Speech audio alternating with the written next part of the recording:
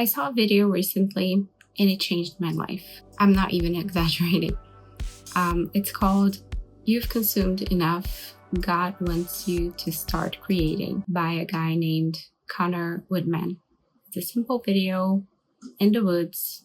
He's probably filming with his cell phone, just talking to the camera and saying why people need to stop scrolling and start making stuff. If you look at my life from 2 years ago, I'm creating much more than I was then. I have this YouTube channel. I also write a newsletter, and I'm actually writing a manuscript, which is crazy, but I'm deep into it. But that video made me realize that creating isn't something you do when you're inspired. It's something that you have to do every single day. It's not just something that you do when you've carved the perfect 3-hour block. You have a burning candle and some jazz background music. You have to do it every day. You really do. I still spend a lot of time consuming and scrolling. Even reading books about productivity. It's still consuming, ironically. And what was unique about Woodman's video is he said something that really stayed with me. The issue is not your day job. It's not the fact that you work for somebody else. It's not the fact that you're not rich. The real issue is that you're not creating for yourself when you have free time. And that hit me. Even just 1 hour or like 30 minutes, 30 intentional minutes every day. When you do that, you'll be compensated. Maybe not materially, although it could happen too. But it's another kind of compensation. You will feel fulfilled. Not to mention, there's a healing that happens when you create something. You don't even have to show it to anyone. Just the act of making something is powerful enough. I remember one vacation a couple of years ago. It was so overwhelming and overstimulating, and I couldn't shut my brain off. So I took my journal app. I have a journal app on my phone, and I started writing. No filter, just writing the raw, the ugly, everything out in a long stream of consciousness.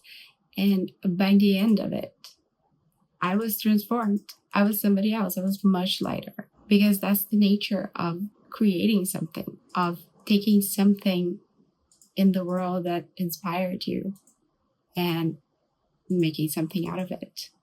It doesn't have to be good. It doesn't have to be great. You just have to do it. Maybe you're wondering, what should I create?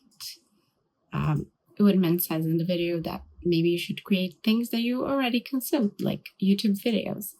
But really, it doesn't need to be that. It can be anything. Like, you can buy a sketchbook and make a doodle every day, you know? You can take a photograph.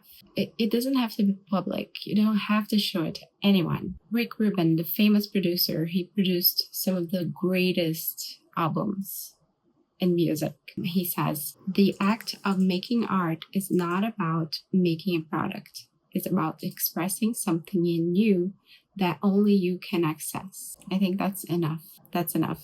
And one more thing, be careful with social media, because I'm not just talking about the scrolling. I'm talking about, when you feel inspired, when you listen to a song and it inspires you, or maybe you're having a good moment with your family, then you snap a picture and you have this spark and you want to share. And you go and you share it in a story or a reel. I know that can feel like creating, but that's not creating. Don't let it fool you. You have to give yourself a container big enough to hold the whole thought, not just 20 seconds of it. Here's an example from my own life. There's a video circulating online of the duo MGMT. I'm not sure if you're familiar. They're a synth pop duo that were really big in 2007, 2010s. And this video is circulating of their very first performance of one of their hit songs, Kids, in 2003, way before they were signed by a record deal. It's a wholesome video. It's just two young guys in a small crowd, like maybe 30 people, and everyone is dancing and having fun, and they're singing this crazy song, which is really catchy, and it's awesome, and it made me start to listen to MGMT again, which I haven't done in over a decade. It's a very specific type of music that, I don't know, that was very specific to my generation at that time. And so I had no reason to listen to them now. But then I saw this video and I started listening to them again. Their first album is really good. Oracular is spectacular. And anyway, one day I'm listening to Time to Pretend, another one of their hits, and while I'm driving to work. So I had just dropped off my kid at daycare and I was driving to work, and Time to Pretend is playing, and I'm like, okay, this song is so nice. And then comes this part, which was really ironic. They're talking about, in the lyrics, they're talking about living fast and die young, and it's overwhelming, but what else can we do? Get jobs in offices and wake up for the morning commute. And I had one of those moments. You know how people say, like, in a blink of an eye, you're going to be old? And it was one of those moments. Like, in a blink of an eye, I wasn't 22 anymore. I was 36 in my commute to an office job, married with a kid. Like, who would have thought, right? When you're young, you're so reckless. You think that there are endless possibilities. And then, like, you blink and you're old and you see how naive you were. And what's good about that song, it's so cynical. It's a sarcastic song about being a rock star. And it's a great song. And so it made me feel something, you know. And I just went to Instagram and I posted a throwback picture of me driving my 1969 Beetle, a photo that my friend snapped when we were going out to do something.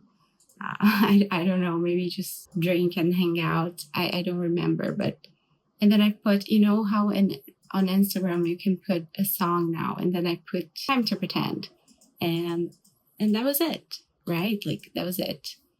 That was the moment. But then after I saw this video, God wants you to start creating. I started really creating. I started trying to make something every day. And one of these things was writing. And so one day, I was like, I don't know, I was feeling something. I went to work. It wasn't a good day. I didn't have a great night.